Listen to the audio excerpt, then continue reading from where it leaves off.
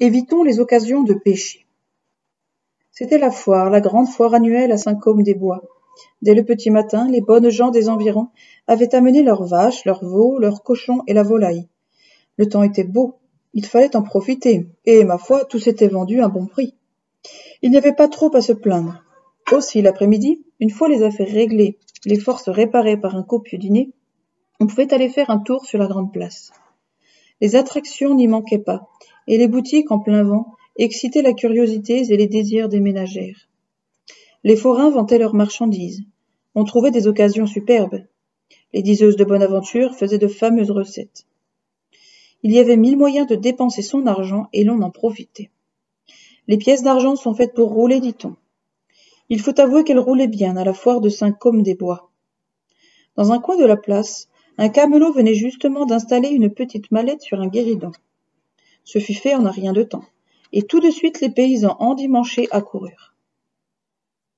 Pensez donc, ce camelot vendait, pour une somme extrêmement modique, 100 sous, le moyen infaillible d'éviter tout coup de pied de cheval.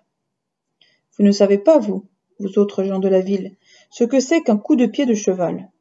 Si un jour vous en receviez un, dans le bas-ventre ou dans l'un de vos tibias, vous comprendriez avec quelle attention ces braves paysans écoutaient le distributeur de cette merveilleuse recette.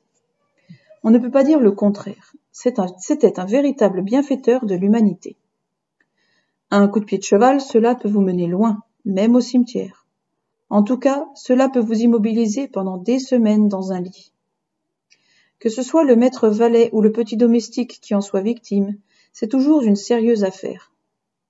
Et donc ne vous étonnez pas si l'on s'empressait autour d'un homme, qui, pour 100 sous, vous assurait perpétuité contre les coups de pied de cheval.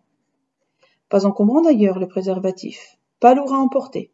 Une petite boîte bien collée, bien empaquetée, entourée d'une belle étiquette sur laquelle on pouvait lire « Moyen infaillible et sûr, absolument garanti, pour éviter à l'avenir tout coup de pied de votre cheval. » Avec toutefois une indication précise et nettement impérative. Sous aucun prétexte, la boîte ne doit être ouverte avant d'arriver dans la cour de votre ferme. C'est un conseil que l'on pouvait suivre facilement. Le père Jean-Louis, comme les autres, fit l'emplette de la merveilleuse petite boîte. Pour 100 sous, c'était une affaire. Il eut même l'envie d'en prendre une deuxième, au cas où la première serait éventée, sait-on jamais. Mais il pensa que sa bourgeoise ne résisterait pas à la tentation d'en prendre une pour son propre compte, et il s'abstint. En arrivant dans sa cour, il ouvrit précautionneusement la boîte. Elle contenait 2 mètres environ, d'une petite ficelle rouge, soigneusement pliée dans un papier, sur lequel il lut, après avoir chaussé ses lunettes. « Si vous voulez éviter tout mauvais coup de pied de votre cheval, tenez-vous toujours au moins à cette distance de votre bête. » La leçon est courte, mais bonne, mes enfants. Dans bien des cas, si l'on veut éviter le péché, il n'y a qu'à se tenir loin de l'occasion. Pensez-y, et vous vous en trouverez bien. Don Bosco.